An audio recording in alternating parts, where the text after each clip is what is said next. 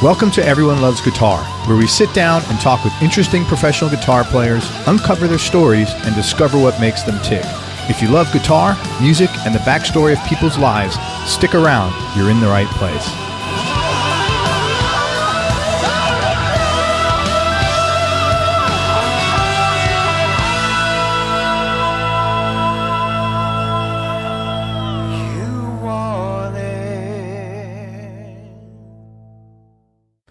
Hi, this is Craig. Just want to let you know you can now advertise here on Everyone Loves Guitar podcast. For more information, go to everyonelovesguitar.com/advertise. That's everyonelovesguitar.com/advertise. Hey, everybody, this is Craig Garber. Welcome to Everyone Loves Guitar. We got a really great guitarist with us and a very unique guy. He plays great acoustic guitar, does something different. We're with Eric Skye, and he's also got like my favorite name. If I was going to like change my name, I might make it Eric Skye, like Craig Skye. He's an acoustic guitar player who's successfully melded Jimmy Page and bluesy jazz guitarists like Kenny Burrell and Grant Green, as well as bluegrass with a mix of folk and classical music added in. And you know what? I never, like, sometimes there's a lot of these like lines like that, and I never keep them in because it's always like a modicum of bullshit. I kept this in because this is like extremely accurate. Like you actually do all these things. So that was kudos to you, man.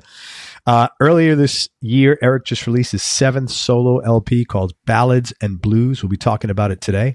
He's performed live on morning television for NBC and Fox. He's been featured on NPR, Public Radio International. He's performed on live radio broadcasts all over the U.S. He's also been featured in magazines like Guitar Player, Premier Guitar, Fretboard Journal, Acoustic Guitar, Guitar World, and all other magazines all over the world. He's played at top clubs all over the States. And I don't know what the hell this is. I must have been drunk. All the letters are jumbled. He has a signature model guitar from Santa Cruz Guitar Company, the 00 Skye, which has gone on to become one of the company's best-selling guitars. Eric, thanks so much for coming on the show, man. I appreciate your time. Oh, thanks for having me, Craig. Did I mess that up enough? It was really good. That was really good. Oh, my God. Hey, man, let's talk about your new record, Ballads and Blues. I really enjoyed it. And I was telling you kind of before we started, I didn't really know what to expect because I'm not like a guy that listens to acoustic music a lot. But everything here is true. It is Jimmy Page, bluesy jazz guitarists like Kenny Burrell and Grant Green, and bluegrass and folk and classical. But really for me, there's a lot of blues on there, and I really love the bluesy stuff. And you don't really hear deep hardcore blues like Jimmy Page. You know, it was like electric blues on an acoustic guitar, but you have all these very cool like inflections and the way you hit notes, and it's really unique. But it deepens. It's not really unique for unique's sake. It's like really unique for making the music a lot better. And I really enjoyed it. Very funky, incredibly soulful. And like I said, man, I grabbed my guitar several songs. I was listening. It was like, you know, there's a bunch of songs on there. Like you can't, if you play guitar, you can't not, you know, grab your guitar. It was just like very awesome. So let's talk about a few of the songs, man. Equinox, that's the opening song on there. And also, I've come to appreciate the art of song structure. You know, it's like probably science and art, I guess, you know, in some ways. It was really good. So you have some really cool chords, and you're doing tapping and harmonics in the intro. And I hate to compare one artist to another, but like in this case, I think it's okay if I tell you sound like Greg Lake a little bit. You know, you had that beautiful, you know, very melodic, very harmonic, and it was just a great touch and, you know, very clear. And that was like in C sharp minor, if I'm correct. Now I'm going to see what an idiot I am. Oh, it was. Right. Okay. Do you tune down, or is that what you were playing in? I don't really use a lot of alternate tunings, but what I do sometimes is just drop the 6th string down a little bit, and occasionally the 5th string, just so I have a drone bass, but I never mess with the other strings. So in that one, I dropped down to C sharp because that's the root of the key, so that I have that string open, kind of droning underneath, which kind of frees me up to improvise on the upper strings. Yeah, it sounded great, man. I loved it. Oh, thanks. Is there any backstory to that particular song? You know, Not really. I mean, I should probably know more about it. I know it comes from the album Coltrane Sound, and I think it exemplifies part of what I'm trying to do with the record, which I am kind of thinking of it as my blues record, and I appreciate everything you said about that.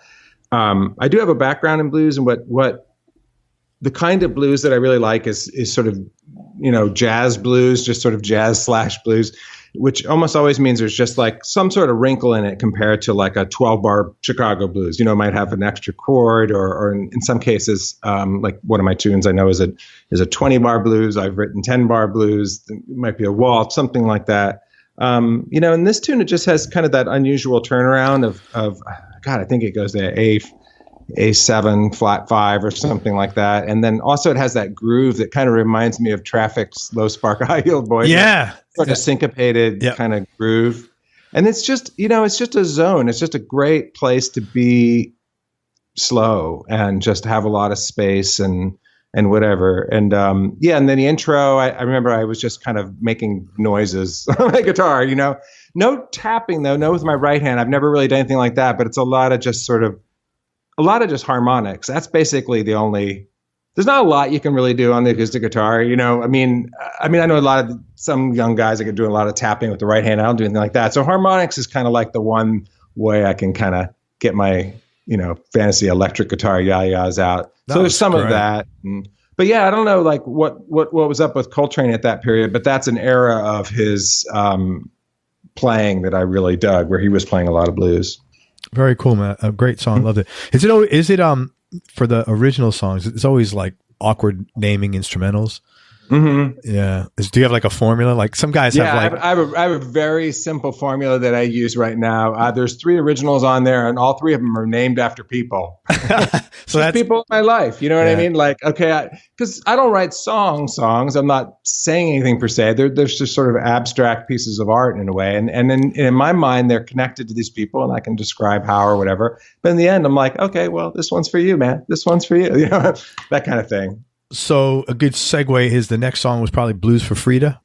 That's right. Yeah. So another slow blues, that in G minor, any chance? Yeah, G minor, that's a 20-bar blues. Man, I'm just happy I'm in the ballpark, man.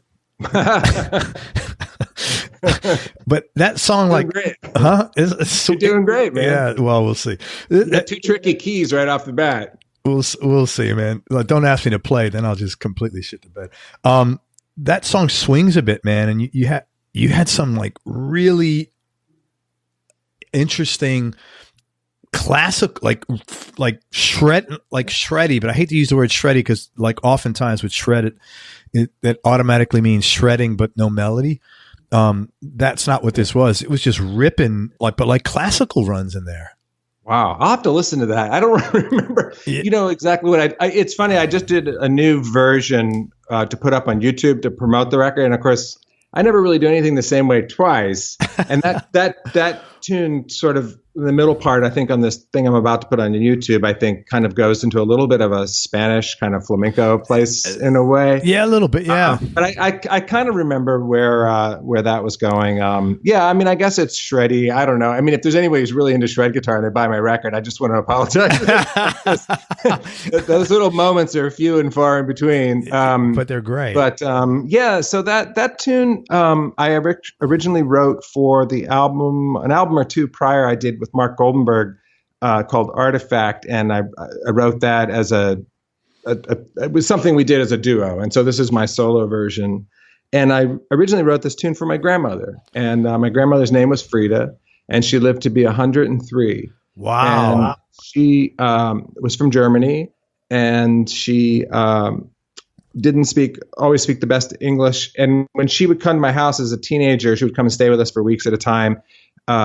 She would just kind of sit in the backyard, drink iced tea, and just sort of stare at the sun. I thought she was the Buddha, basically.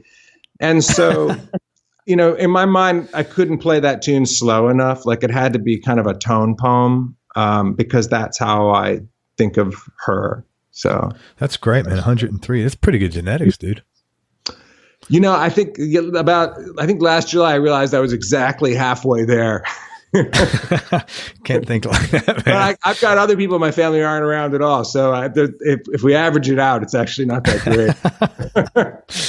And then you have Message to CJ. Was that also? That's right. Yeah. CJ stands for Carlton Jackson, who's a really great drummer here in Portland, who's played with a lot of great people like Booker T and Charlie Hunter and Bill Frisell at times and stuff. And he's also a radio personality here at our jazz and NPR station. He's got a show called The Message. So this is my little message to CJ. Great guy. Very cool. A lot of cool picking sort of tricks going on in that song. I guess so. No. Wait a minute. Are you Eric Skye? I am. I don't know. I mean, I don't think about it that way. I guess maybe there was a trick. There are a couple like triple Lutzes. Yeah. Yeah. Muting. The one thing I remember about that tune is I definitely tuned down the whole guitar down to E flat. So that's about as exotic as I get with tunings. I think I just wanted that growl. There's that deeper sound out of the guitar. So. Heavy metal without the metal. Yeah, right. Heavy wood. Heavy wood. There you go. I was going to ask you something, and I just had a brain fart. I'm sorry. That's okay. In these songs, one thing that was interesting is I hear you breathing. Yeah. What made you keep that in? I thought it was really intimate for some reason. Like, yeah. Because like it sounded like you were not winded, but like you were getting a workout in there, man. Yeah, 976 blues. Yeah, no. It's not a matter. I mean, there's no way to get it out. Because it's a completely acoustic recording, and that's just the way it went down. But you can't. There's no plug-in in Pro Tools to take out breathing that won't take out everything else that was captured. You know what I mean? So there's really not an option. I think all my records kind of sound like that. I mean, they're just purely acoustic. Sometimes you hear the wood creak in the chair that I'm sitting in, and the guitar's moving around. And yeah, that one was a little breathy. It's possible I need to work out more, but it's more likely that I was just getting into it. Work out more. But also one thing about this record, if there's any recording nerds out there, I employed sort of a different technique than I've done in the past. I used a microphone configuration called the ORTF, which is the call letters for a radio station in France in the 60s, who invented this pretty interesting idea that the best way to record something in stereo was to keep the two mics, I believe it's 6.87 inches apart, which is the average width of our ears, and then have them crossing in such a way, pointing at each other in such a way that they're each coming at 110 degrees exactly. And you can actually download a template for this. And this is supposed to be like the exact way that human beings really perceive sound in front of them. And this is a technique they use, and it sounds great. Usually it was put in front of like a choir or a string quartet or something. And I have that really close to my guitar, and I really love the sort of way it really feels like you're right there, very present, and it's very wide. The downside to it, I found, is that, you don't want to burp or anything. And then also, just a side note, there was a couple times where I sort of move my guitar as I'm playing a little bit. Like, it's hard for me to hold perfectly still. There's a couple times where it gets a little wonky in the stereo spectrum, because those kinds of things are super, they're just way more obvious. It almost sounds like a panning kind of thing. So that's what you want to avoid. But that's the technique that I used with this particular record. And well, it sounds great. But then, it's always tough, because then you have the question of, okay, I don't want to have a perfect record.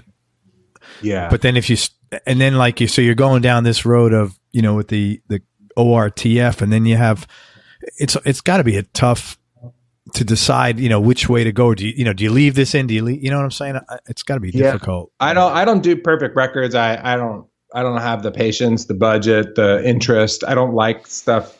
That's just not my thing, And this was all recorded in one morning. I mean, it's just one slog, the whole album. So decisions are made quick, and the main goal is just go forward. No, I totally get it, man. Good is good enough. Not that you're not working hard, but I totally get that, because I want to capture a moment. I don't want to capture perfection. I want to capture a moment. I appreciated the things you said, the opening, about sort of leaning into kind of a heavier blues thing, and we can elaborate on that more too. But that's a lot of that is just like just letting go and just capturing it. So maybe it wasn't a perfect take of a tune, but it was the one that got down in the shit pit. You know what I mean? Yeah. I don't. So, I mean, there are a lot of people who likes perfect music, though. I mean, no, I'm asking not like as a rhetorical question. Like there is a crowd. There is who is that made for? Like, is it the classical musicians? Okay. They all have like ulcers and diarrhea and stuff because it's like I don't know. It would be a really hard thing to do to try to play. So I would die if I had to go do my gig tonight and play perfect, and the next night play everything exactly the same. And if you make one little mistake, you're judged. Like, yeah, it kind of takes the fun out of stuff. Well, I get it. I mean, it's just a different thing you can do. I mean, it's like that's really cool. Like if you are going to just strive to play something perfectly, I have the most respect possible for that. That's not my lane to be in. Yeah. But it's a pretty amazing thing. Yeah. Well, thank God I don't think like that because I would never have had one episode of this show. I assure you. Did you use the same guitar for the whole record? I used the same guitar for the last 4 records. Okay. The 00 Skye? Yeah, it's pretty much it. Yeah. I'm just kind of a one guitar guy. Great. Actually I have 2. But one is this. It's a duplicate. It's a backup. So great. Everything's running too simply for you, Eric. You need to mess shit up. I mean, I figured this out the hard way. It's just maybe it's like an ADD, thing, but it's just better for me to just keep it really simple. I'm like a piano player. If I'm like a piano player, just have one piano in the house, which would make all the sense in the world. And it's the same thing. So I can just focus on making good coffee in the morning, get my music stand straight and my pencil sharpened and getting down to work. Yeah. Well, plus, you get to a certain age, at least I did, and it was around 50, and I realized I have it on my little, no stress, man. I wanted to minimize, and I realized that, a certain percentage of that stress I'm responsible for. So if I cut that out, great. Then I got no excuses, like if there's stress in my life, fine, but it's not mine. Right. And doing stuff like that makes a big difference. Simplifying things, Yeah, man. Simple, clean, organized. These are like little mantras going forward. Yeah, absolutely. The other thing I was impressed at, this is a really beefy album. You got 14 tracks. It's an hour and 10 minutes long. What is it that motivates you to still put out very long kind of classic albums in today's musical environment? Because I see a lot of people putting out EPs simply because it's not like you're going to make a boatload of money off of these things and you're going to use it for a platform of touring. But, you don't need to make a 14 song album. I thought it was really admirable. Huh. Well, I should have talked to you first. No, could have had 2 records. Stupidity is what. I don't know. I was talking to somebody the other day, and I was just like, who's a musician as well, Grammy award winner, and we were just saying it's like being a nun. I don't know. I mean, I have to do this. This is what I got to do. Yeah. And I'm of an age that I'll just always think of music in an album format. It's a book about a period of my life that it's going to have several chapters. Sometimes. A couple records ago, it was maybe just 5 chapters, but each one was like 10 minutes long, and sometimes they'll be shorter and longer, but it's usually about an hour. So I'm just making like a little film or a book about what I'm doing right now. That's just the way I think. I can't think about one tune at a time. Yeah. So it's just collections. It's an album. It's funny. I don't stream for that reason because I always want to, and I think I'm breaking down. I'm going to do it soon because, all my kids are paying for Apple, and I'm like, man, you're each paying $10 a month. I could pay 15 and we'll get all covered. And, and I interview a lot of people, and like with you, instead of having to say, oh, hey, Eric, can you send me all the tracks? I could just stream them. Right. But I always listen to the whole record for that reason. I want to know, okay, what story is this person or this band sharing with me, and let me go on the journey with them. And even if the whole journey, I don't like every location, I get a good feel for what they're about right now. Yeah. I love that journey. I love that ride. I have records that, like I guess somebody who maybe has old DVDs would sit down and spend an hour and watch a movie. Like I have a thing, like it's either walking and I'm the guy in the neighborhood with the big studio headphones walking around, like, what is that guy about? Well, it's me. I'm listening to like, this Coltrane record for the 100th time, and I'm just in it from beginning to end. Or it's on the couch with eyes closed, or something like that. But yeah, I just, I love that journey. I love that ride. And that's what I grew up listening to. And that's what I want to just continue to make going forward, However, on YouTube and Instagram and what else do I do that the kids are doing these days? The Facebook, I do little one-off videos, you know what I mean? So that's an outlet for like, hey, I'm working on this classical thing. I'll put it there. So I do have an outlet for just these little random things, but I'm always working on a larger project. I want to be you when I grow up, because I don't think I've sat on a couch with headphones maybe ever. That's a next level of relaxation that I haven't gotten to yet. Well, the walking one's good too. And but people sit on the couch and look at Facebook for an hour. It's not, you know what I mean? Like it's easy to make that time. And then a lot of times I'll do it like I wasn't really born to do this. I always joke I was supposed to be a fisherman. I'm typically up at 5 a.m. Yeah. And a lot of times it's really early that I'll do that kind of thing, like 5 to 6. That's great. Like a time when I'll really listen to something or watch something or read something, because it's a time when you're the most absorbent. Totally. I think. Yeah. First thing in the morning, last thing in the day. Yeah, it's not like 6 o'clock. We just finished dinner and Dad's gonna go like listen to Kind of Blue again. Yeah. But maybe. No, I totally get it, man. Yeah. That's actually why I had heard that maybe 35 years ago about, first thing in the morning and last thing in the day is most absorbed into your mind. And I made it, and I haven't watched news ever since then. I haven't watched any news show in like 35 years for that, because it was just so negative. I'm like, stop. The only time I watch news is when 9/11, just because like that was about it. I hadn't watched news before or since. Yeah, when 9/11 happened, I put the television on the curb and we never got a new one. Oh, really? So you have the TV? Because I had little kids in the house, and I just thought, and they just kept playing it over and over again. I'm like, I'm done with television. So good for you, man. I had television in the house because that was just too weird. But something I've sort of, I'll be honest, I've been slacking on a little bit, but for about 6 months there, my motto was pretend it's 1972 until noon. So wake up, read a book, not a, Facebook. Yeah. And then, go make some tea, Oh, that's great. Yoga, just kind of, right. Because the way the world's moving is so fast now, it's just more than we can really do. And that's not, but I want to be careful about the morning, because the morning is my work and practice time. I mean, I'm kind of working all the time. I just love to work. But the time that's sort of creative, where I might do arrangements or come up with a new thing or something, is that morning time. And you'll fuck it up if you decide to read what the latest thing is with the White House and we're going to war, or whatever, that'll scramble those circuits. Was that me? Getting me a reminder. Yeah. Anyway, yeah. So that'll scramble those circuits good, and not good. No, I totally agree. Time. So yeah. But anyway, I've slacked on that a little bit because, it's kind of it's hard not to do it, man. Yeah, it's a crazy time. But anyway. Hey, did you know early on that you wanted to play guitar professionally? Yes. Yeah. I think from, I started playing around 7 or 8. Wow. And then around like 12 or 13, it was like, that would have been like the late 70s. So it was just the rock and roll era. I mean, that looked like fun, And I just kind of always wanted to do it. I wasn't always able to do it. I did some other things along the way, but yeah, that's what I always wanted to do.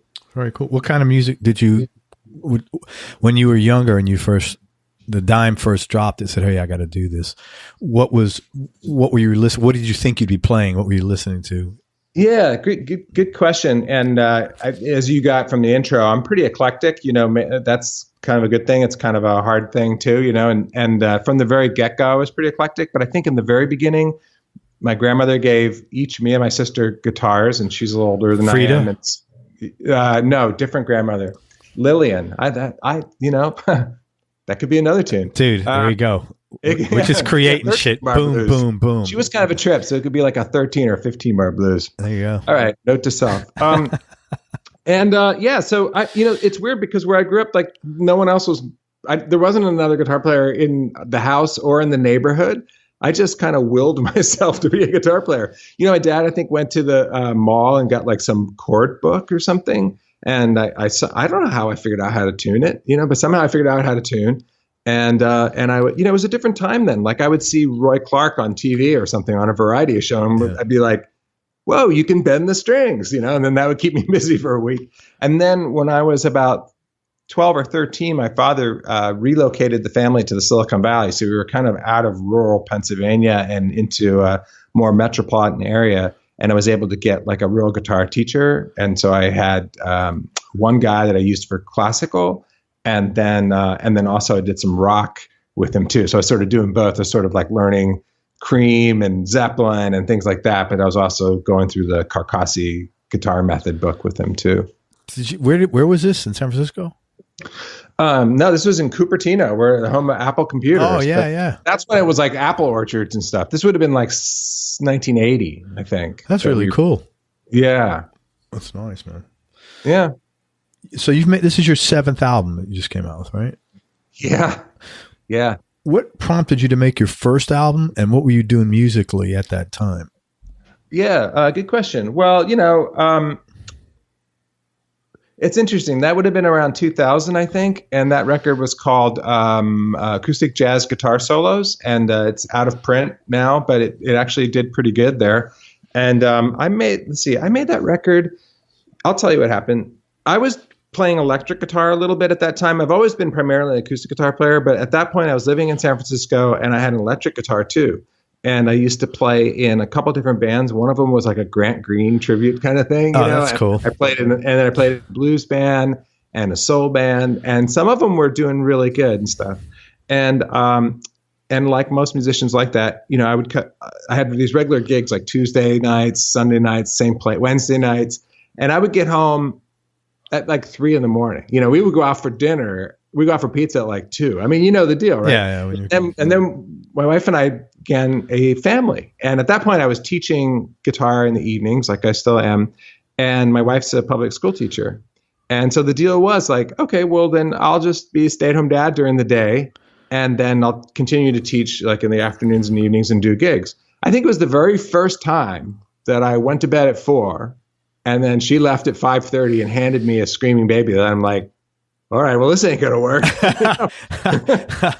And I remember thinking like, wow, electric guitar equals 3 a.m., or something. And so I'm just like, I'm going to go all acoustic. I mean, that's when I just started really kind of focusing on acoustic music. So I'm like, those gigs must start around 7, right?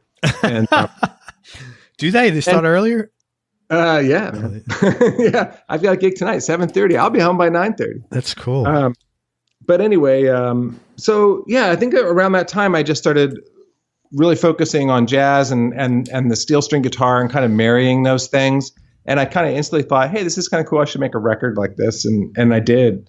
And it did pretty good. Like I got picked up by a small label and they were able to like do a lot of the legwork for me and distribute it and get me in magazines and, radio stuff. And it just kind of got good pretty quick. So that's great. So have you had, like, to me, that's when like the universe is supporting you. You do something and organically things happen to propel that thing and you forward. Has that happened throughout your career? Have you had times where like you do something and it's like, fuck, does anybody like even know does anybody even interested in guitar players? Oh, dude, this is like an hourly roller coaster for a couple decades. Yeah, I mean, it constantly is going to go back and forth. Yeah. I mean, you got to roll with that stuff. Like for sure. Yeah, there's been times when it's like, hey, my star's on the rise. And then of course, there's whole years where you're like, well, I'm a fraud. What am I doing? I mean, it's going to be, especially in my little weird niche of playing solo steel string guitar, jazz and blues and stuff. I mean, it's like one notch above solo accordion or something, so it's not like I'm like coasting on some hit song that I wrote 10 years ago. So yeah, it's constantly gonna be up and down. So you brought up a good point. You are in a pretty not tight niche, but you're in a narrow niche where the amount of listeners is much less than like, a guy playing electric blues or rock. Where do you have you found like a sweet spot? Like I don't even know if you do any marketing from a marketing standpoint to where to find these people or how to attract them to you? I mean, a lot of my fan base, which sounds like too big a word for whatever. No, it's cool. Is other acoustic guitar players. Like there's just enough. Makes perfect sense. Us, you know what I mean? Uh-huh. So,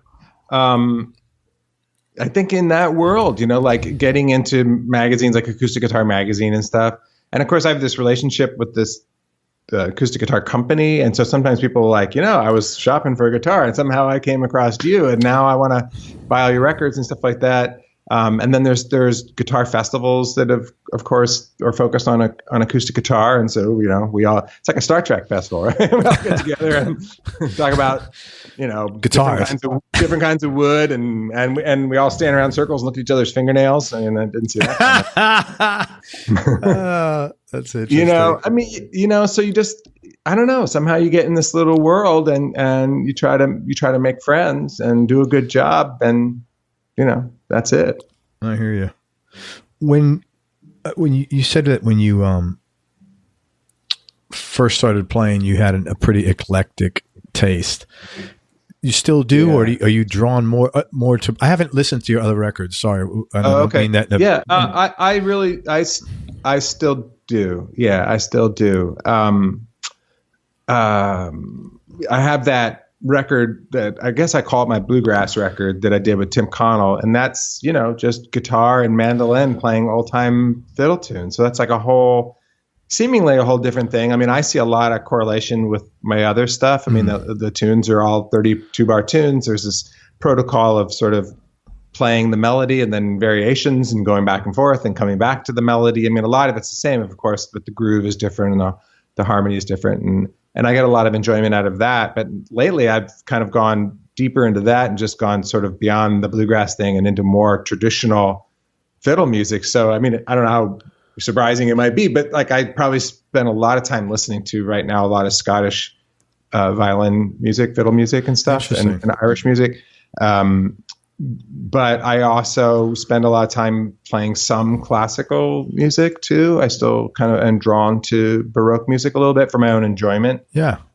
So I'm kind of all over the place. And then just for fun and for listening, I still do go back to a lot of that classic rock and some jazz. I mostly listen to piano. I've said before, I have no way to quantify this, but I think my approach to jazz guitar and the steel string has more to do with piano than it does like the typical like ES 175 kind of muted single note line kind of thing, which I love, but that's, this is a little bit more pianoistic, I think, because I'm playing fingerstyle and it's by myself. Very cool. I would bet though that every different, because I think the core base is acoustic guitar players and listen. So every like thing you expand can only broaden your audience in a sense, because now you're getting the bluegrass folks that maybe weren't hip to you, or now you're getting the blues crowd. So it's kind of cool. That's really good. It's actually really great. And everybody out there, I love you for it because you're willing to go along on this journey and it's great, And I think the one world that I really don't inhabit as much as people probably think is the straight up jazz world. Like playing in a straight up jazz club, which actually can be a little bit more conservative than you would think. But in the rest of the acoustic world, people are very interested in like bringing some jazz into the bluegrass and bluegrass into the jazz and classical structures and all of that. If that makes sense. It is. The straight ahead jazz club. It's a little different. I'm always a little fish out of water there, but whatever. But I think I've interviewed a lot of guys that are kind of like yourself that are a guy named Grant Gordy. Yeah, I know Grant. Yeah. So he's great guy. He's doing he's from Oregon originally, isn't he? Yeah, I think he's in Brooklyn now, but I think he has family here. And we've talked a few times. We were on the same bill last year in San Diego or something. Just a great guy and someone I really admire. Just an unbelievable player, you know, and great guy. So he's got a great story. If you ever get a chance to listen to his interview, that's a good one to listen to. He's got a really good story, man. Very much rags to riches sort of story, you know, good guy. Yeah.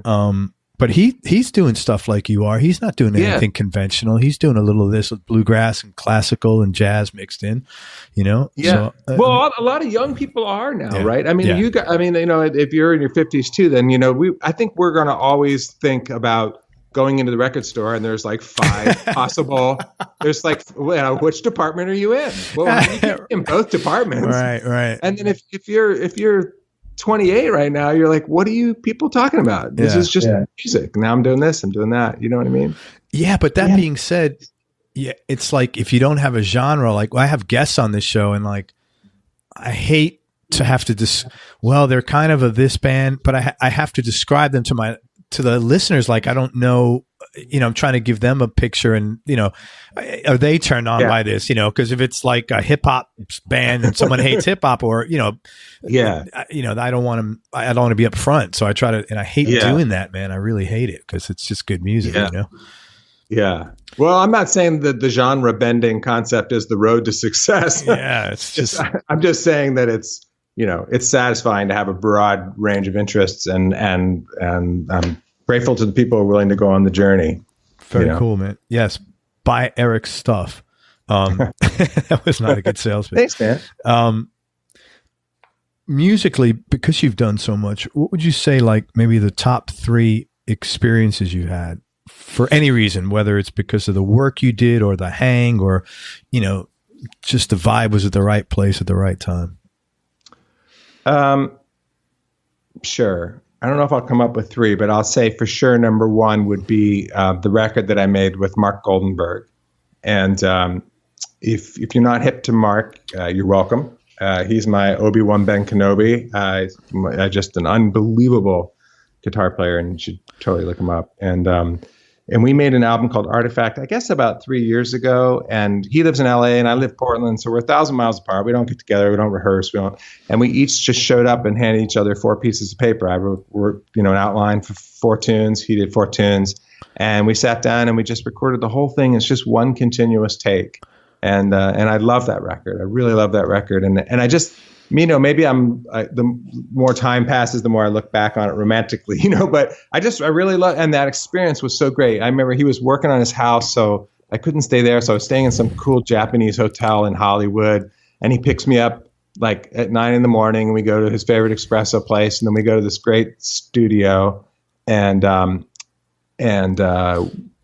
you know, we're just sitting there playing, and then the next thing I know, we're like at a taqueria at lunch, like, oh yeah, the album's done. You know, it's never been that easy, and there was no communication at all about like I mean, if he wrote the tune, he would play the head, and I would, you know, or first, and presumably end it. But everything that happened in the middle was just, you know, just listening. You know, it's just a long conversation. It's all improvised except for the basic head, the beginning and the end.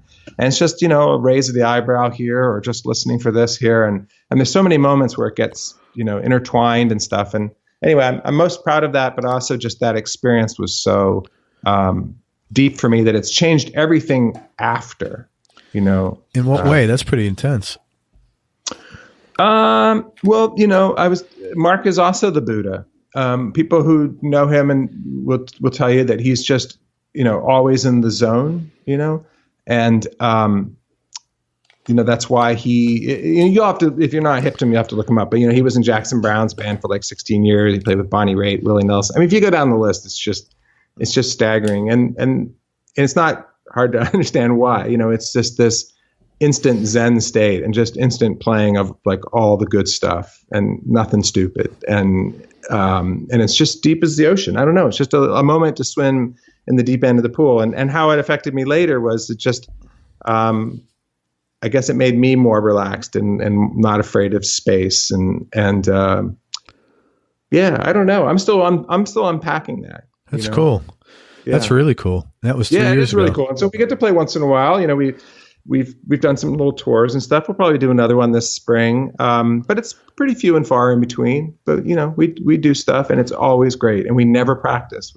It became a thing after a while. Like we never did. So let's just if it meet works, each other at the stage and just see what happens. And most of the time it's really great.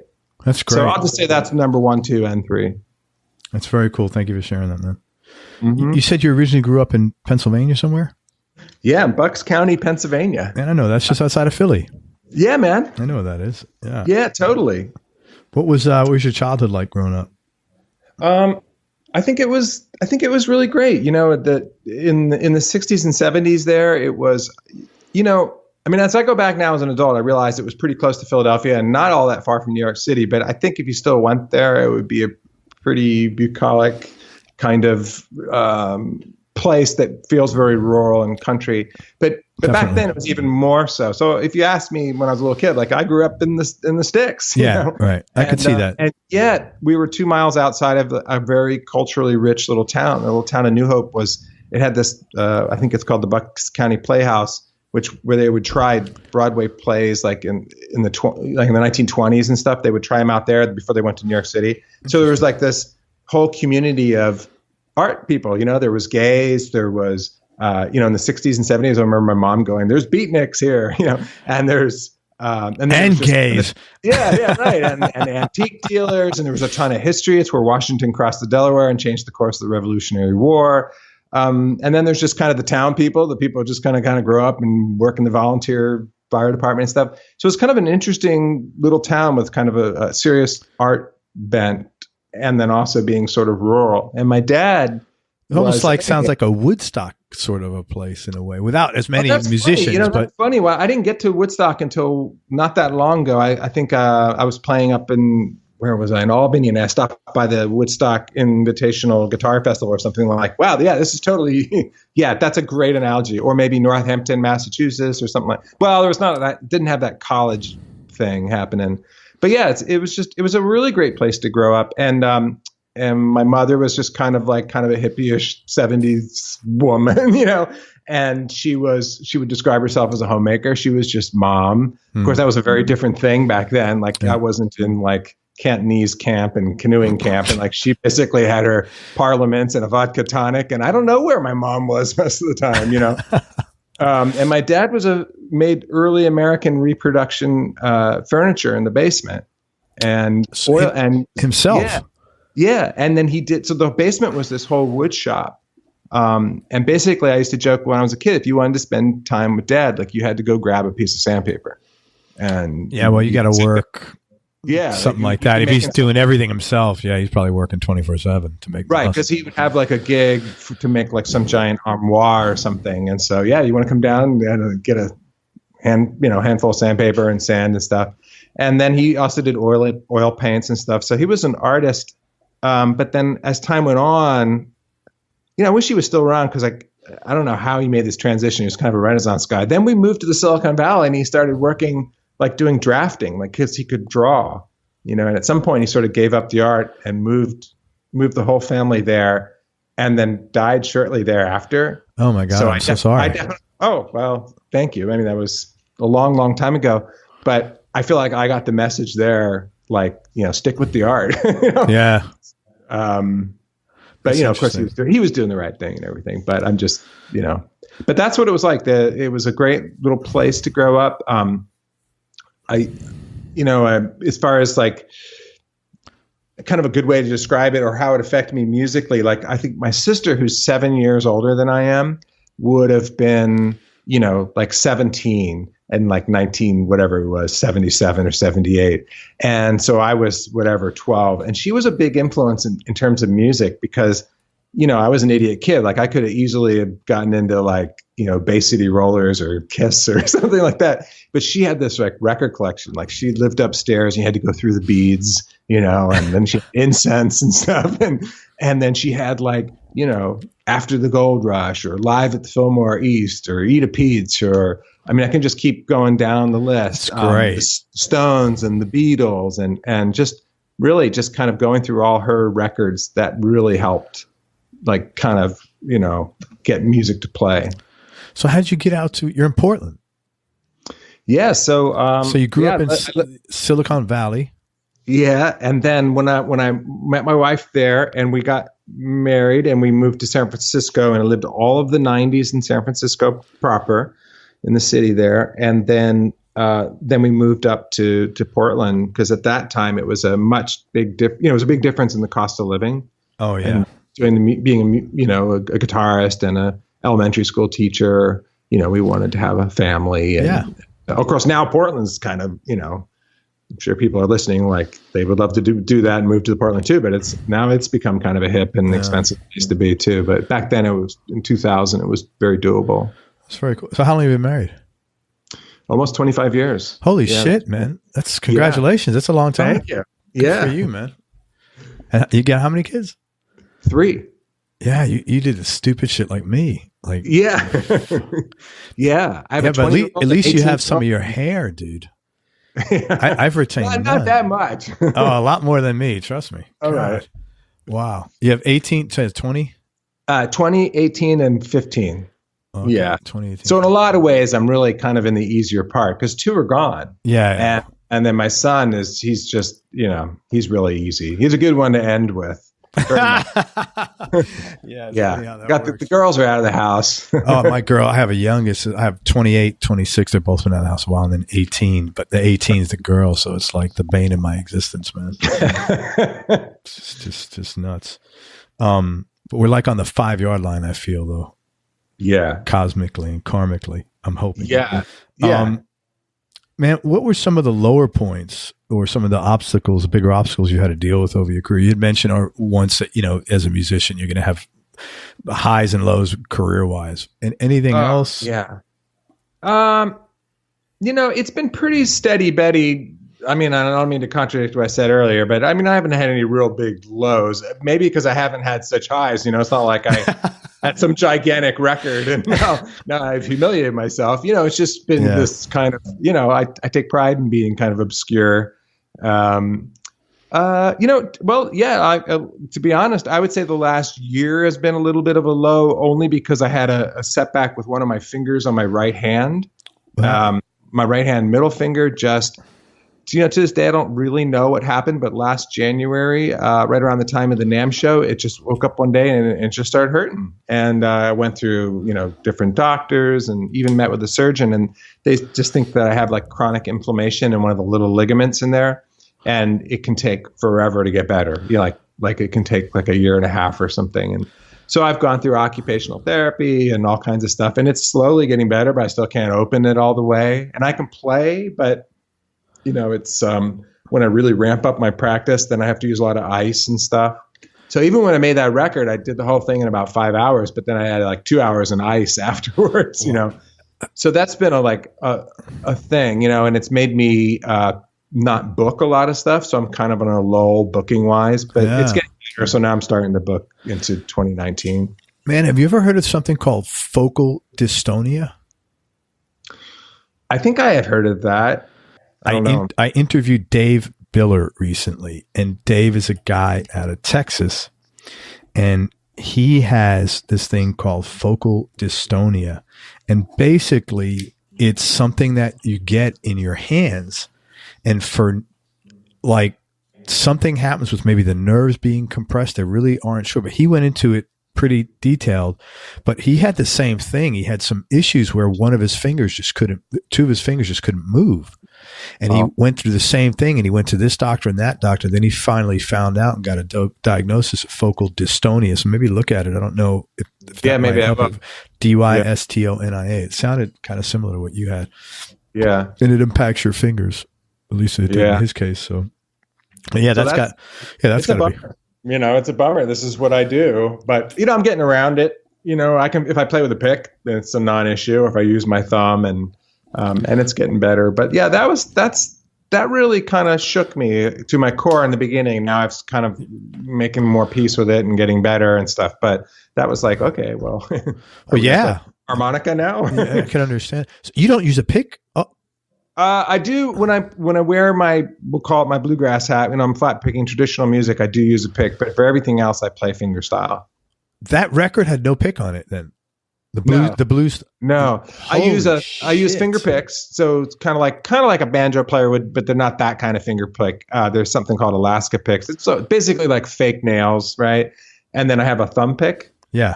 Yeah, but I don't really use that like a pick. I just use it like a thumb. Wow, you just went up like many notches. That's amazing.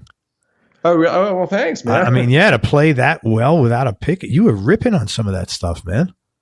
Well, we make good coffee up here. I'm telling you, man. Is weed legal over there? Thanks. Is weed legal in Oregon?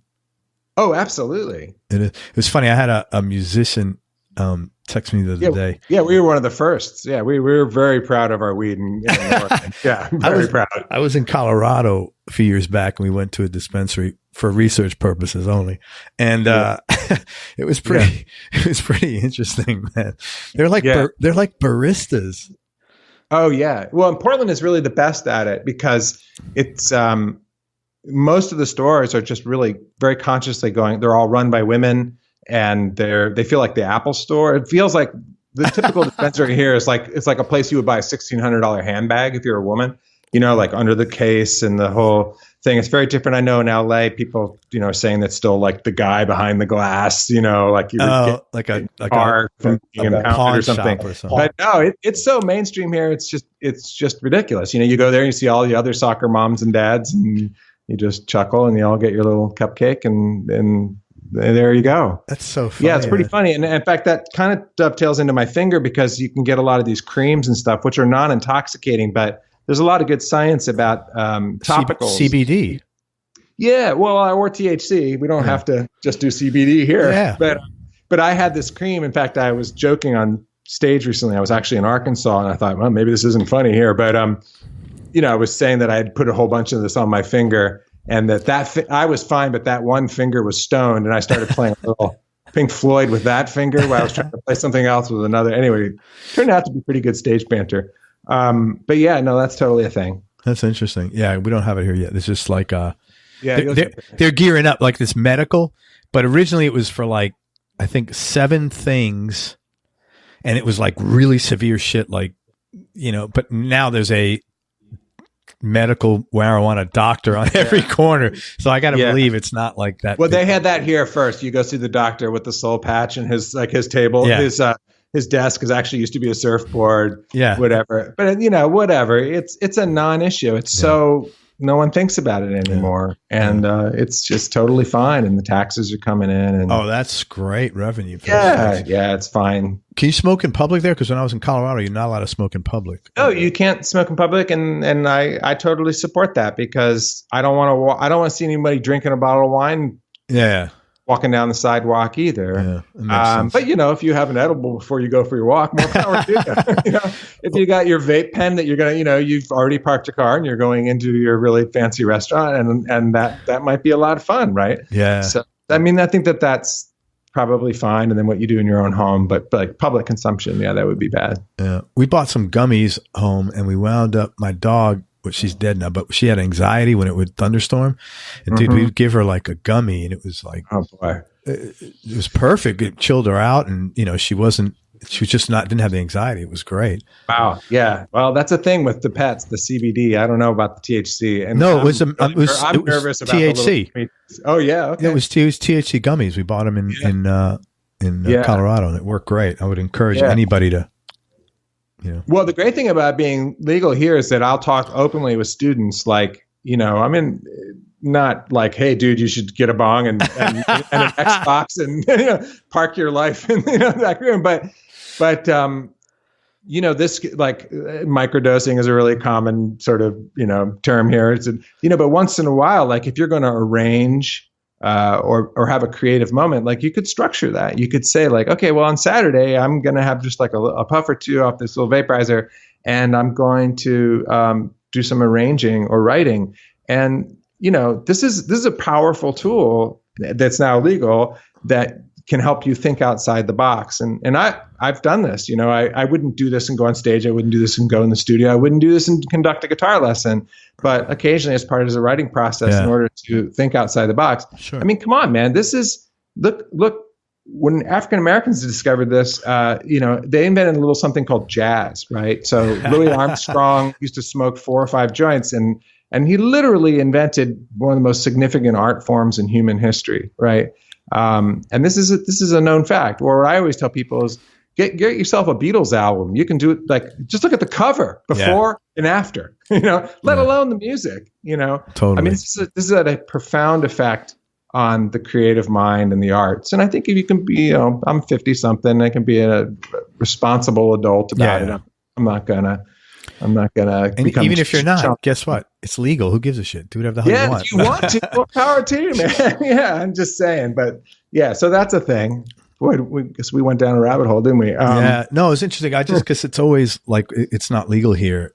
So it's always, it's, I don't know what it's like. And it was really funny when we went to Colorado, again, for research purposes,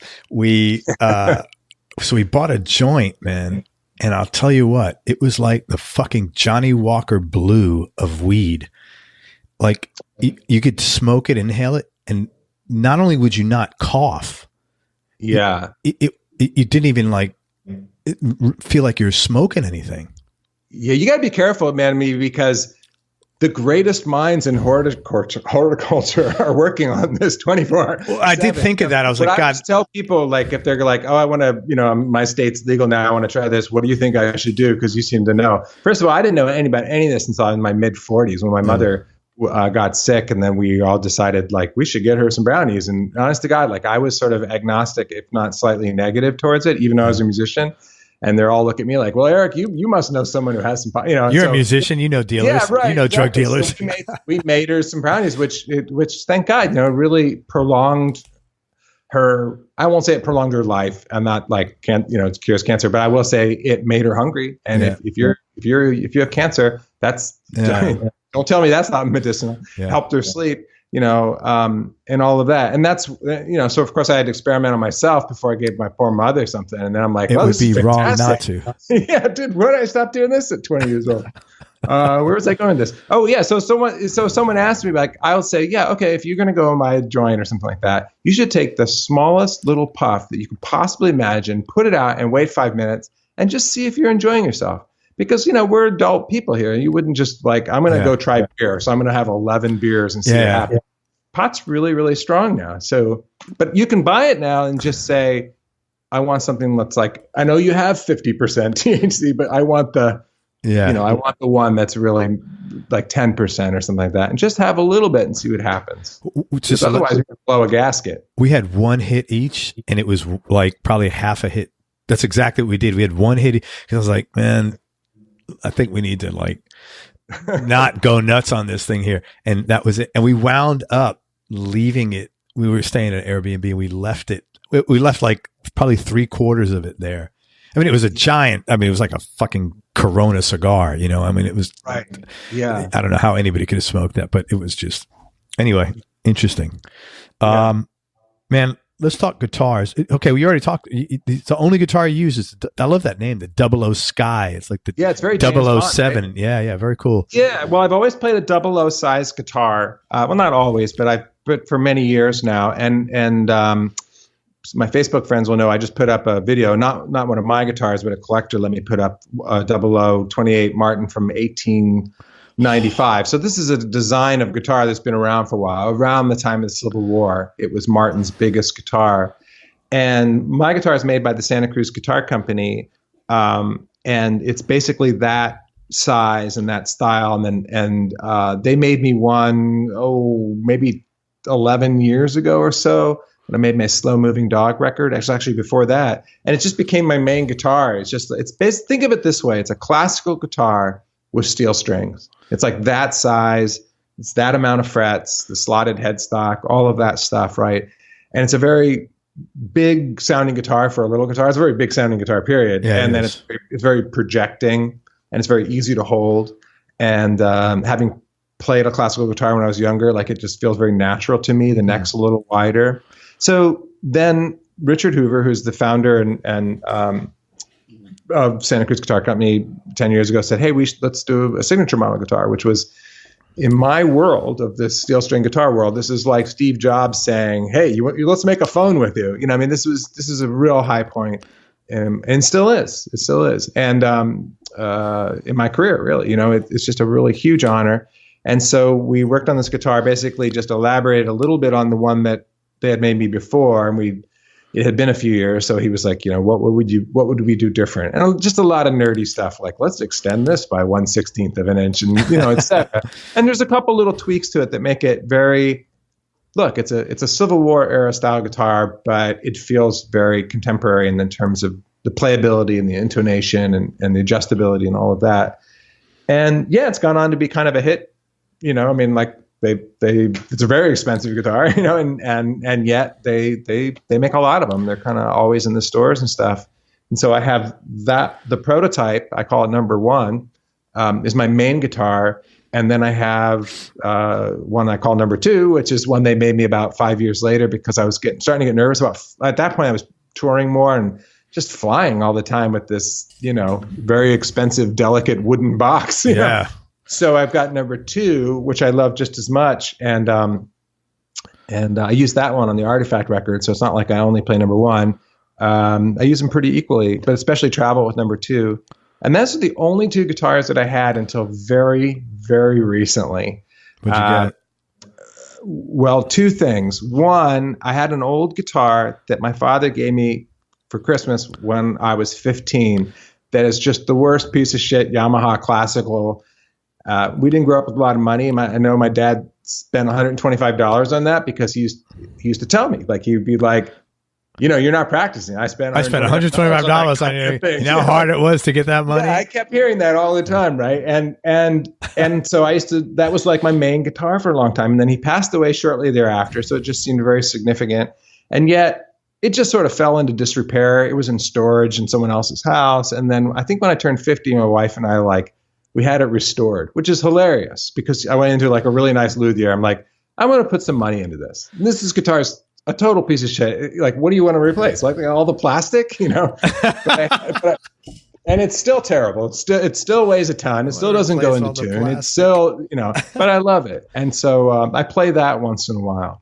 That's nice, man. And then the newest thing that's happened is that my friend Mark Goldenberg actually gave me a flamenco guitar of his. Wow. And it's an amazing guitar, and it's just an unbelievable gesture from someone I love so much, and respect so much. So that's really nice. I only have a couple guitars, but one came from Richard Hoover, who's one of my favorite people in the world and one of the great, I think, inarguably one of the greatest builders alive. One came from my father, and one came from my dear friend. So, and the flamenco guitar is like a classical guitar, but it's like a little shallower, and it's like a little more lightly built, and they're a little easier to play because that music is a little more technical. And I think part of it was he knew that my hand had been bothering me and stuff, and so to be honest, playing steel string all day long is a little hard. Yeah, that's really cool. That's a good friend, man. Yeah, I love this guitar too. So I'll start posting some videos or something of it. It's killer guitar. What was it like playing that 1895 Martin? I mean, did it feel, it's over 100 years old. Yeah, man. Yeah, 125 years, right? Yeah, it was pretty great. It's, I have a couple friends who are collectors and sometimes collectors want players to play their guitars and stuff. So, I mean, I'm just saying that I've had the experience of playing very valuable, very expensive guitars before. And it is a huge honor, but mostly I just sit down and just play and see what it can do. And that one really had it, it really, really felt like it could float up to the ceiling, and it just was very light and lively. Even though, to be honest, those aren't the most collectible Martins. I mean, it was kind of before they did the steel string, and they're a little heavier than a typical classical guitar. But that one really had it, and it was really sweet to play it. Do you own any electrics? Nope. Oh, wow. So you really just... Yeah. No, I sold all my electric guitar gear in 1998. Oh, you had an electric that long? My God. Yeah. So, yeah. Very interesting.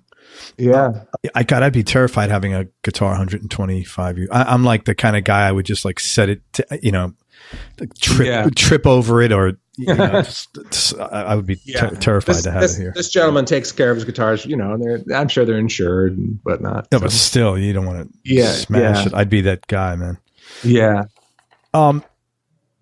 First record that you ever purchased, if you remember, because you're purchasing records, not CDs.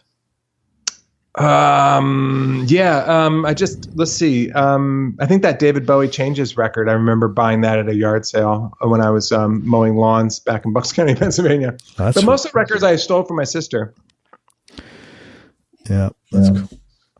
It's funny. I've been a couple of places in Bucks County. It is a really nice place.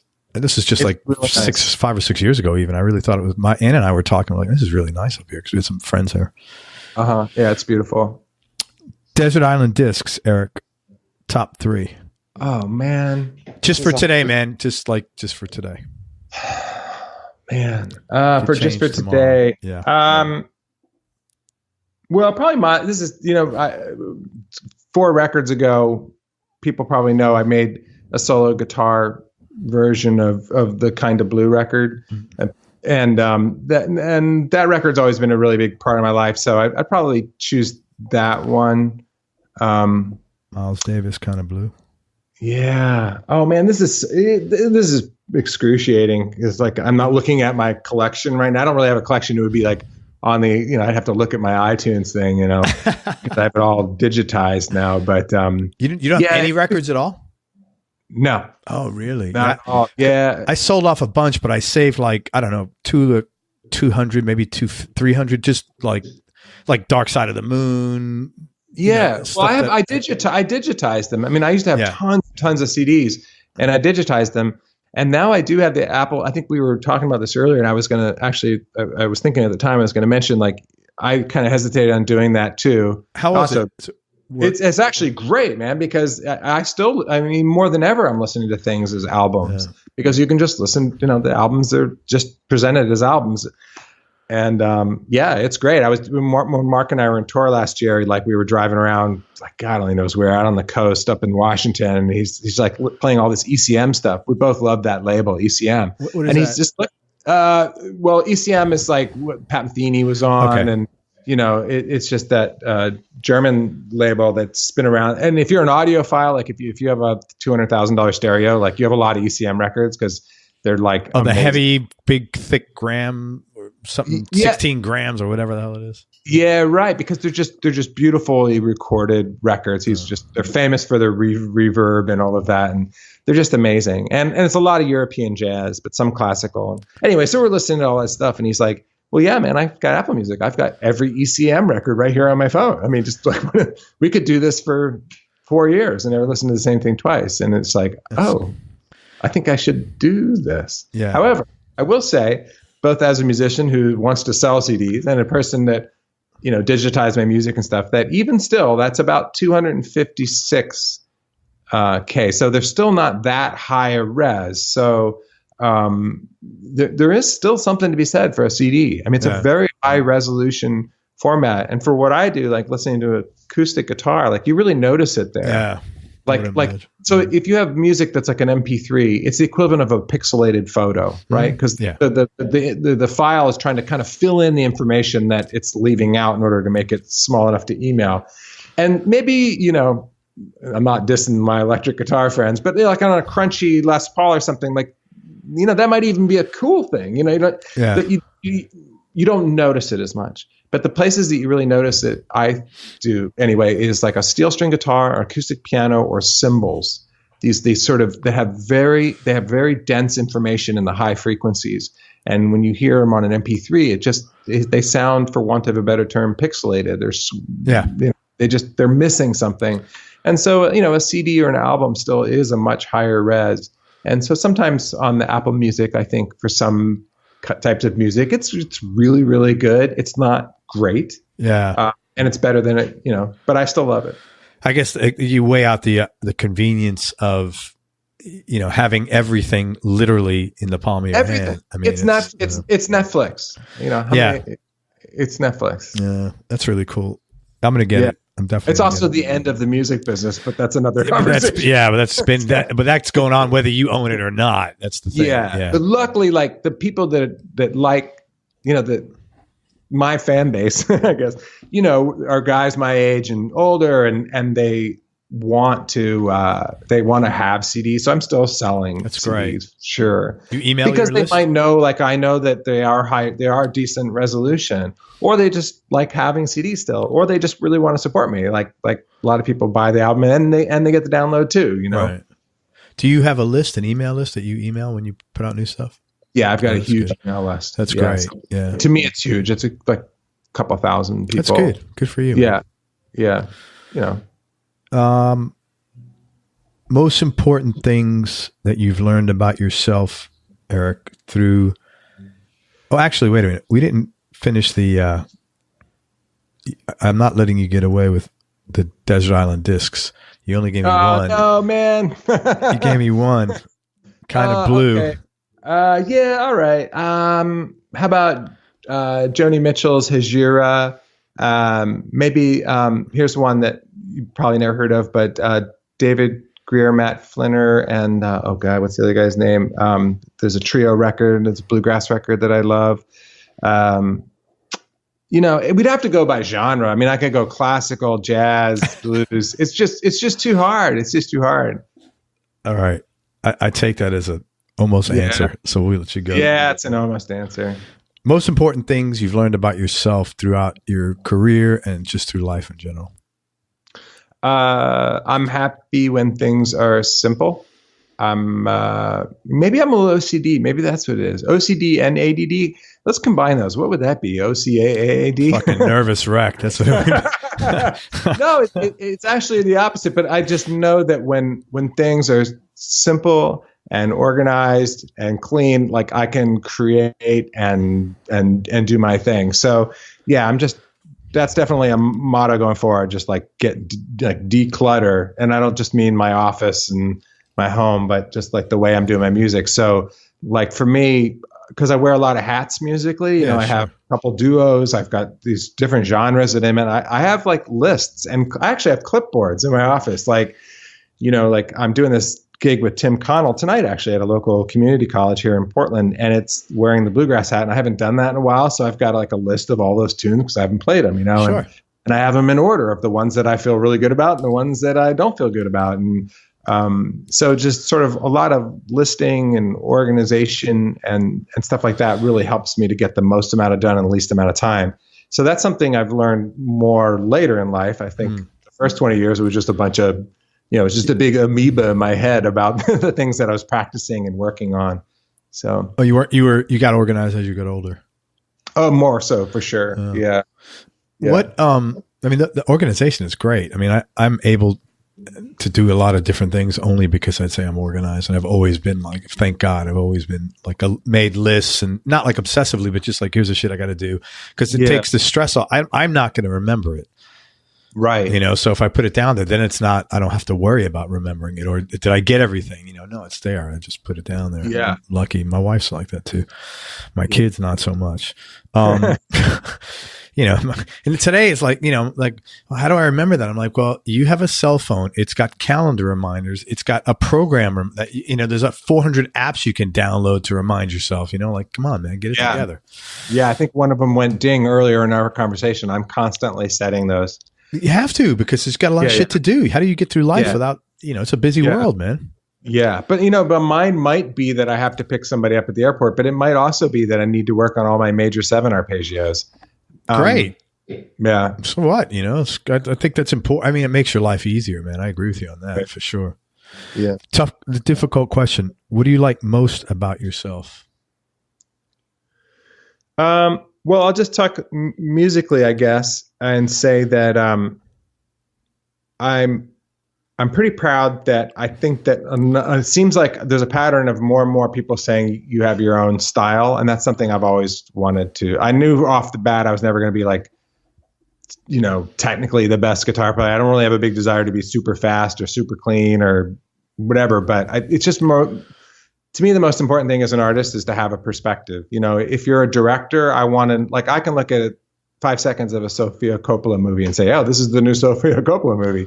And I can say that about several authors and writers and artists and whatnot. And so if someone feels like they can hear a little bit of what I do and go, oh yeah, that sounds like him, that's the most important thing for me. And there's kind of no close second, right? Because life is short and everybody else is taken.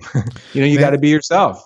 Well, I would tell you definitely have your own style, and I would disagree with you that you're not. I think that what you do in and of itself is not highly technical, but I think you couldn't do what you're doing without being highly technical and proficient. And you're applying that.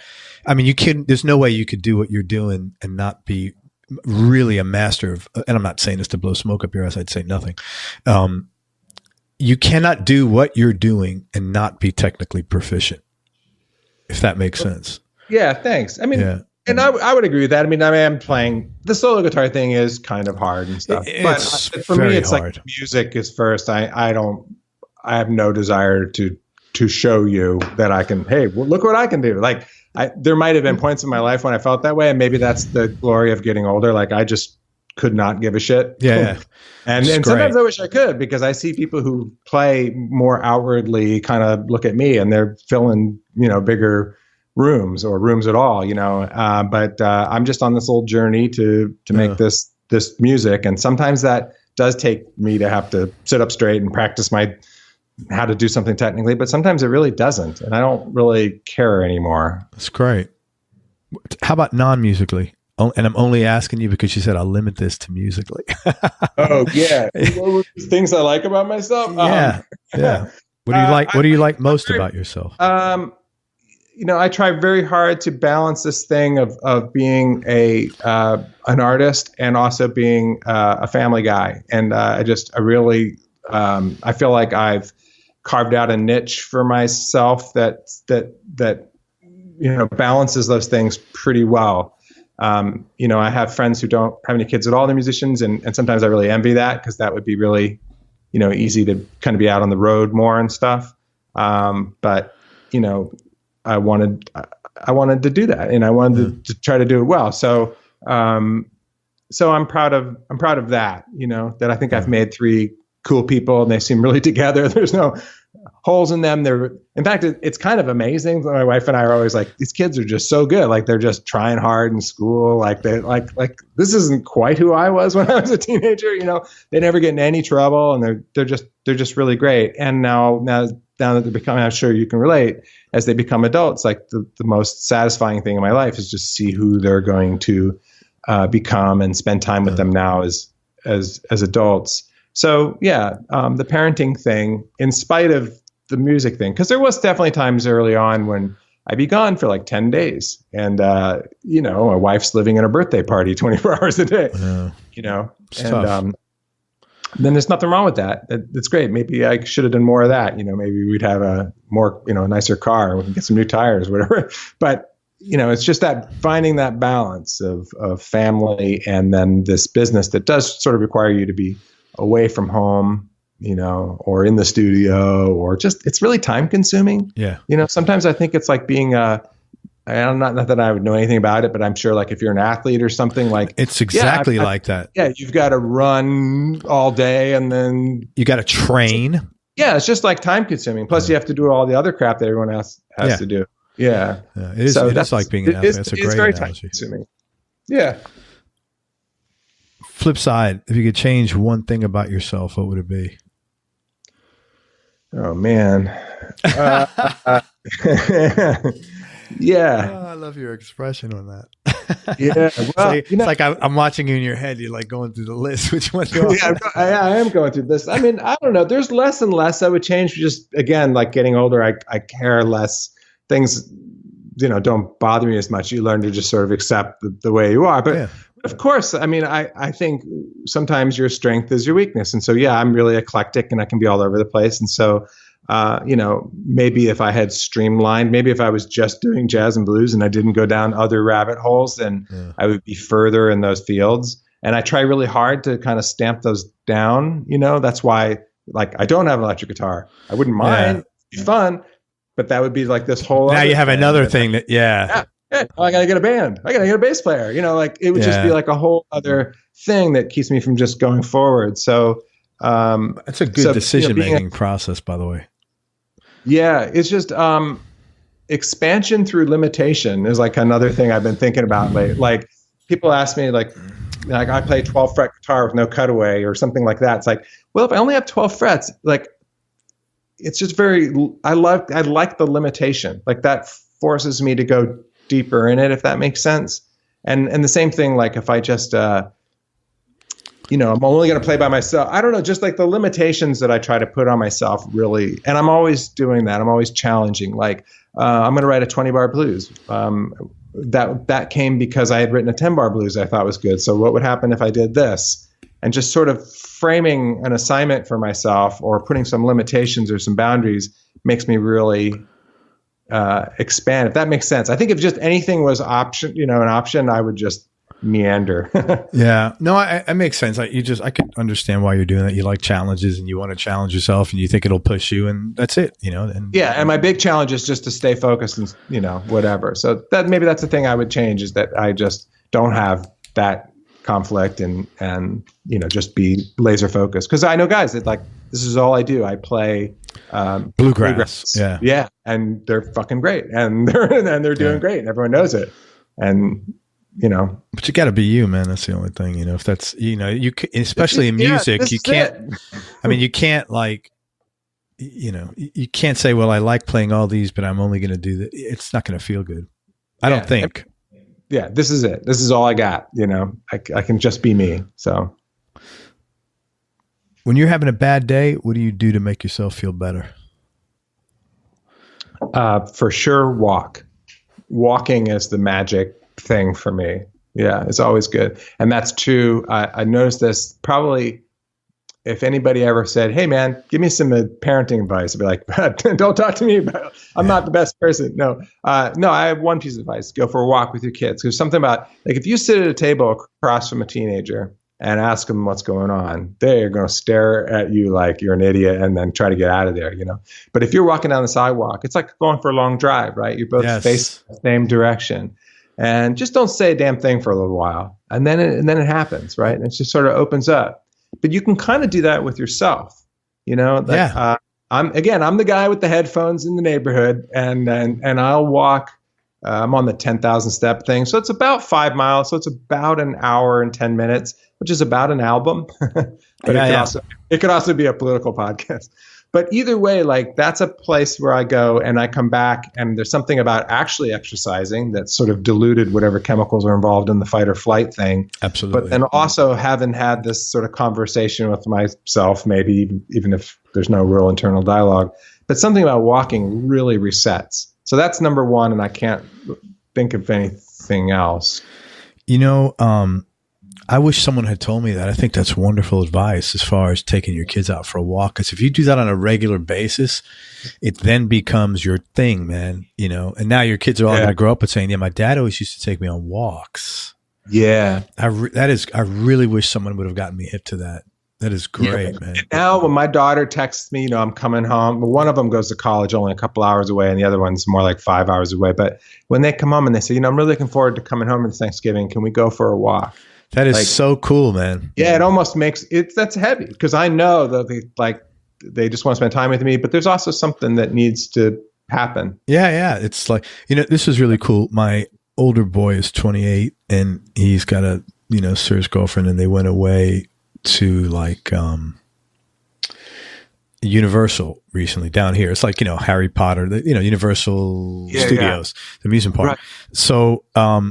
And he sent us this text. He sent us a bunch of pictures. He says text because, guys, everywhere I went, I had so many memories of coming here with you, coming here with the family, and I never really thought about that until now. And it was, so I was really. It's like your daughter saying, "Hey, we got to go for a walk." That's like you don't get a lot of attaboys, man. Yeah, and you need them, just like everybody needs them, and that was a really nice, we were both like, oh, that's really cool. That was a nice, well, he's 28 now, so he's more communicative, and like, he'll say to me something like, Dad, I'm really happy I have you, because, I always feel I can come to you. That's a really rewarding thing for me to hear. I know that, if I have any problems, I can come to you and you'll help me out, and it makes me feel safe. Yeah. And I think that's making kids feel safe is extremely important. Oh, for sure. Yeah, they need a rock. Yeah, I really like that though, man. That's the best. That may be one of the best things that anybody's ever told me in all these interviews. That's just great advice, man. Okay, good. Yeah, thank you. Anybody listens to this, if you have little kids, man, I'm telling you, do that. It will really make a huge difference in your relationship. And if you have little kids like toddlers, I have one more piece of advice. And that was one day I was driving down the freeway and I saw all the guys who had been busted for drunk driving, and they had those little garbage bags and the little clippers that, those little things you can stand up and put the trash grabbing things. You can buy those in the store. And that was the best thing I ever had when the kids were little. I'd walk around the house with one of those and a laundry basket and get the whole place cleaned up without bending over once. See, we have different experiences. This when you said, and if you have little kids, see, my advice would get a vasectomy, and then you went into the get the garbage thing. But okay, it's all good. Get that thing picked up. Man. Yeah. Happiest moment or time in your life? I've been very lucky. So I've had a lot of those. And, as a father, I'm sure you can relate. For sure, watching the kids being born, that is just you're beside yourself. And it's amazing. I mean, it's pretty weird too. It is pretty weird. It's just so magical and incredible. And so those are really happy moments. And also when I married my wife, it was really great. So it's just family stuff. That's what makes me the happiest for sure. That's nice. And again, congratulations. 25 years is great, man. Thank you. Most important thing your dad taught you? My father passed away when I was 18 and he was 58. That's young. Yeah, that was young. And so I didn't get to experience my father as an adult, which would have been really great. Mm-hmm. And he was a really interesting person. I think most people who knew him back then, this is 1985 he passed, so it's really been a long time, describe him as very wise and kind of larger than life. He had a really good dry sense of humor and just someone I know I would be really, really close with right now. So that it's still a loss for me kind of in that way. But when I think back to who I was then, I was just the teenage idiot, so our relationship was different. But, my father was an immigrant. He moved here. He was little during World War II, and like a lot of Germans, when it fell, they're like, we're going to get the fuck out of Dodge, right? So his whole family moved to the United States. So being raised by an immigrant is a great perspective, and he instilled a lot of gratitude in me. The one thing I remember that my father said maybe 3 times in my life that stuck with me is to never compare myself with people who have more, but to compare myself with people who have less. And this is a thing that really, really sticks with me. And especially if you're a musician, and you're struggling, it's really easy to think, well, that guy's, got this and got that, or they just, just any of that crap. Like, just punch me in the face if you see me like complaining because I don't have a new Audi or some bullshit like that, So I'm grateful.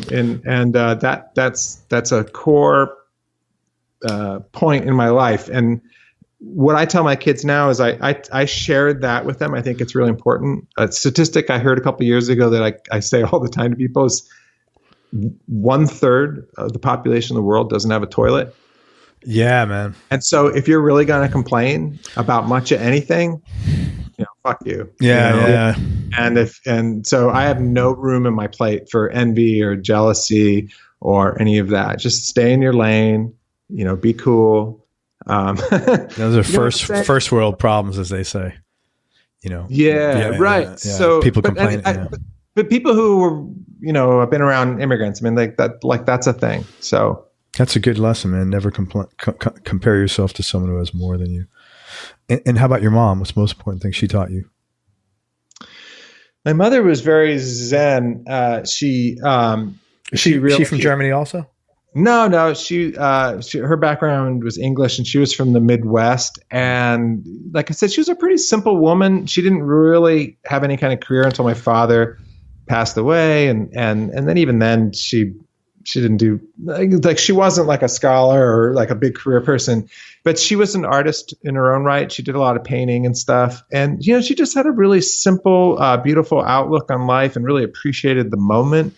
So I think I got a lot of that from her too. So yeah, I'll say that, whatever that is. That's nice. It's funny you mentioned Parliaments. I used to smoke those when I was a kid. They're the ones with they're like a recessed filter or something like that. Right? Has just a little right. Something weird. I mean, I should have said those that earlier, but that's a certain, like you could just imagine your 70s mom like roller boogie. Yeah. So she can go meet her friends for cocktails or something. Yeah. And but yeah, no, she the Parliaments, right? Yeah, I remember because I used to hide them from her, and I used to steal them and stuff like that. Yeah. And I remember, there's something funky about them. Yeah, they have like the filter doesn't come all the way to the top; it's a recessed filter.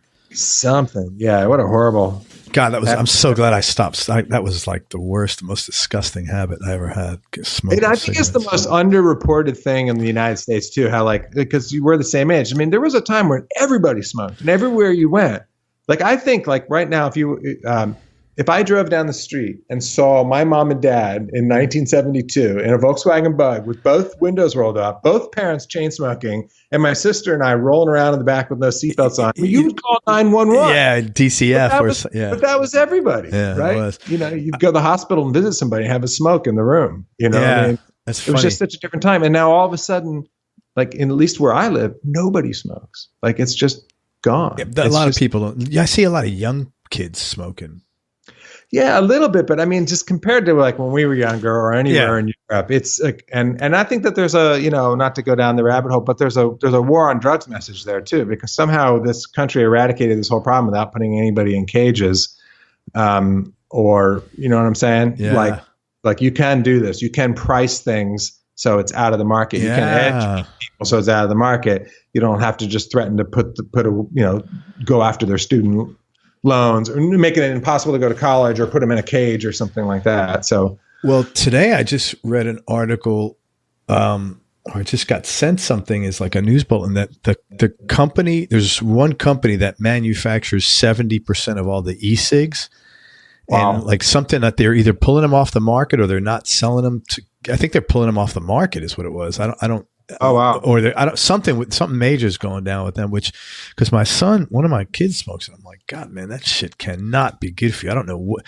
Well, no, there's no smoke. I'm like, no, it's fucking chemicals, man. You just you don't know what the hell you're doing, man. Yeah. Any bad habits, Eric? No, I have no bad habits. I don't think. Yeah.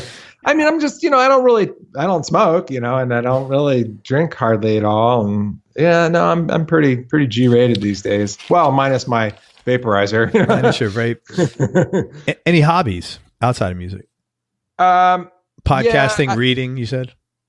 Yeah. I mean, I'm well, part of me wants to say, it's kind of like a middle-aged magazine about West Coast living. I mean, my wife and I are into, we do some cooking, we do some gardening, I'm starting to do a little yoga, which is an alarming sight. This is concerning, yes. This is all just the West Coast stuff, right? Yeah. But yeah, I'm also very, I've always been involved in current events and stuff. And so I'm pretty obsessed with like political podcasts and reading newspapers and just, but I've always been that way. I've always been sort of a history buff. Like when I would practice, sometimes I would like Netflix, I'd put on like one of these 12-part series of the Revolutionary War or something like, I'm very interested in history, but particularly political science and wars and, that's cool. Et cetera. Yeah. It's funny that you said that's a West Coast, because like growing up on the East Coast, that's what like our imagination of like that is out there. Like you're all out in the garden with your yoga pants on. Yeah, we're growing our deep breathing, and hot, and we're doing yoga, and then we cook it up with no GMOs and Did you see that Saturday Night Live skit? There was a Saturday Night Live skit about people in California, and it had to do with Los Angeles though, like about with all the traffic there or something like that. It was just a kind of a funny thing. It was funny for like if you live in the East Coast, because it's like your vision of it. Yeah, for sure. Favorite place you've traveled? I haven't done a ton of international travel, and guitar-wise, it's almost all, except for Canada, it's really been pretty domestic as far as I can think. Although I'm talking to somebody about doing a show in Italy. Things like that come up, but they don't manifest usually. So I play a lot in the United States.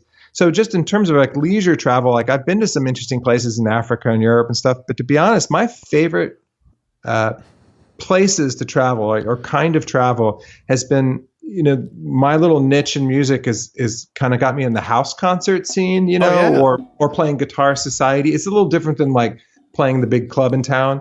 And I think it's because I play acoustic guitar. I don't think this is really a thing in the jazz world, but it is kind of in the folk world. Mm-hmm. And so I've had a lot of like staying in people's homes, and I love slice of life experiences. Yeah. Like I just like, it's like, okay, well for 90 minutes, I'm going to be Eric, the guitar player. But for the other 23 hours, I'm going to be like an anthropologist studying the people of upstate New York, or Oklahoma, or I mean, I've gone to so many little funky, out of the way places, and then I've stayed with families and stuff, and that's the stuff that I love the most. That's what I really enjoy. That's really nice, man. If it's just fun, if it's just my wife and I having fun, I have an affinity for New Orleans, and I've been there many times, and I can rattle off a couple of sort of vacation-y kind of things, but that's not really my thing. I really like working vacations. Man, 3 more questions, and I really appreciate your time. Thank you for everything. Oh, man, I'm having a great time. Cool. I am as well, man. Yeah, I love the podcast. I think I told you that in the beginning, that I just recently became a big fan, and I started listening, and I think you might remember when you called me, like you said, I just binged on you. I just been listening. I'm like, now the dude's calling me. Like I'm stalking you. You can't get away. Funny experience. How'd you get my number? Like, how does this phone work? Yeah. I sucked it out of the podcast. You sucked it out of the podcast. And who did refer us? I don't know. You said someone. Yeah, someone. I don't know. I have to thank them. Talk about a specific experience that changed your life or altered the way you think about things. Okay, sure. Well, I guess I'll go deep on this one just because I think that, music, that's where music can come from. And I try to play because, you were asking about the blues playing and digging deep. But yeah, I mean, I think the things that changed me the most and this is not a bummer, but just like losing my parents, they're both gone now. I've had I've had 3 uncles that have passed. I had a friend pass recently and stuff. So I've had a pretty serious health stuff in my past, although I'm totally fine now, some surgeries and things like that. And so I think at this age, I've seen behind the curtain, and it's a good thing. It's actually a beautiful and wonderful thing. But that changed me more than anything. Like those experiences have made me very in the moment, and I think they've added a poignancy to who I am and my music, because your music is a reflection of you, so it's a lot of times I'll have these experiences like, this is horrible, but this is going to be great. I'm going to get a song. No, that's not how I'm thinking. But I think that those kinds of experiences have been the most profound on me. As far as like, you want to suck more out of life when you're here, or just like when you're here, you just want to be more present? Yeah, right. Yeah, because I don't know how to say this. I mean, I guess I'm an atheist. I was raised as an atheist, right? And I just have this very existential view of life, that somehow some monkeys ate some mushrooms at some point. We became these little talking monkey people that are here for this super little blip of time, and this is my little sliver, and I just want to savor every little second. And I've seen, other people's lives go really quickly, and I just don't want to miss anything. So it just keeps me very in the moment. I have a very strong bullshit meter now. I don't suffer fools well. I don't mean to make that sound negative, but I just don't want to waste time. I'm not really uptight and anal about any of this, but I'm just very in it. And it's made me very, just aware of like how much more do we all have, and what do you really want to do with that? How am I going to move the ball down the field today? And am I really listening when Craig is talking to me? Am I listening later to my wife when she's talking to me? You know what I mean? So it's just about savoring and being in the moment. And those experiences added fuel to that fire. Like, I get it. This is a short ride, kids. It is a short ride. Amazing ride. It's a wonderful ride. If you make it that way. But let's all wake up early and acknowledge that and stay in it and stay locked into it and be cool to each other. And, you do you, I do me, as long as we're all consenting, like, let's just all be cool, because yeah. Because why not? Pretty soon I'm going to be in the same vortex as the Civil War and Attila the Hun. Yeah. And hopefully not pretty soon. Well, you know what I mean. I'm not trying to be heavy, Yeah. I totally get it, man. I think that's a fun, and I know other people who've had similar experiences, maybe health challenges, or they've had enough loss, and you're like, yeah, man. Yeah. And it's almost like a high five. Yeah. I see behind the curtain too. It's cool. Like, yeah, let's do this for real now. Is there anything you do like that you didn't do before because of this, like a certain thing you do, or you stop work at a certain time? I don't know, anything like that like an actual tangible thing you've implemented or something? Not really. I think a couple times I've mentioned about being sort of organized and that kind of thing. Cause I want to maximize my time. That's the main thing. Like, I'm really, I think when my father passing pretty early, like as a teenager, that was a real pivotal moment, because it really made me think, well, I saw the second half of his life and the first half of mine. Like, this is short. Like, I need to get stuff done. And I think I did go for a little while through a period where I wasn't an anxious person, but just was, feeling like we got to really get this done, kind of thing. But yeah, I don't know. I forgot where I was going with that. But as I get older now, it's just, what was the question again?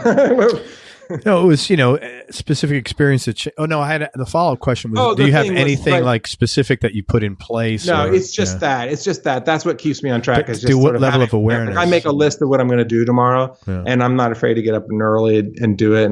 And my wife's really tolerant. I'm still playing when we're watching Netflix at night. And so I'm just trying to cram a lot in, and I'm trying to eliminate bullshit, basically, just trying to keep things productive. And it's interesting because I was talking to somebody about a week ago, and it's a musician, and he's gotten sober, I don't know, maybe in the last 12 or 13 months. And he said something to me. He goes, I was fucked up for so long. I really feel like I have a lot of time to make up for. And I said, man, you just really helped me a lot. He goes, well, what do you mean? I said, well, I kind of got a late start in life as far as maybe having a little bit of awareness, because I had a very bad childhood. And so I just didn't have any coping skills, or like I was like concerned about surviving, not like, what am I going to have fun today or accomplish? And I have always felt like that. And when I heard him say that, I said, man, you don't have to make up anything because you're here today. And something about hearing that, it sort of freed me from my own trap of I've got to make up for stuff. And it was really helpful. And like, it was really needed, because I've always felt that heavy, like, burden, like I didn't do enough. I didn't be enough. And I'm like, fuck that, man. I've done a lot, and, I'm here and I'm doing the best I can. I'm a pretty good dad. I'm a really good husband, and, right. So it was really helpful. So I think I get it, man. As far as, using time the way you feel is best for you is really important. Yeah. And just to be clear, it's like, it's about just being, and this is impossible not to sound West Coast woo-woo, right? But it's really, it's like, I study a little. I'm not a Buddhist, or anything like that, but I read stuff like, that's the one religion I do identify with the most, and and I'm just trying to be as present as possible. It's not like I'm trying to amass anything. I don't have any illusions about like, I'm going to make a ton of money, or I'm going to do, it's not like I'm trying to accumulate or catch up for any kind of lost time. I'm just trying to keep my lens as wide as possible and open as long as possible, and just take it all in. But what I want to take in is really the simple stuff, like being with my wife or with my kids, and walking, and then playing with some of my musical partners, like I just want that lens to be as open, as wide as possible, and soak it all up all the time. Yeah, I get that, man. Yeah, you didn't come across like that, and I'm not the guy. I'm a capitalist. I'm thinking I don't have a problem. I'm not a musician. A lot of musicians are like, man, I don't want to sound like I want to make money. Like, and I'm a guy who's been in business 20 years. I'm like, what the fuck are you wrong with you? I'm like, how could you not make money, man? No, no, I'm not a monk like that. No, I do like, no, I mean, you need that check out to ERIC. Yeah, man. Makes your life a little easier if you got a couple of bucks. Sure. I mean, because I've had money and I've had no money. And let me tell you, I'll take having a couple of bucks and not any day. Right.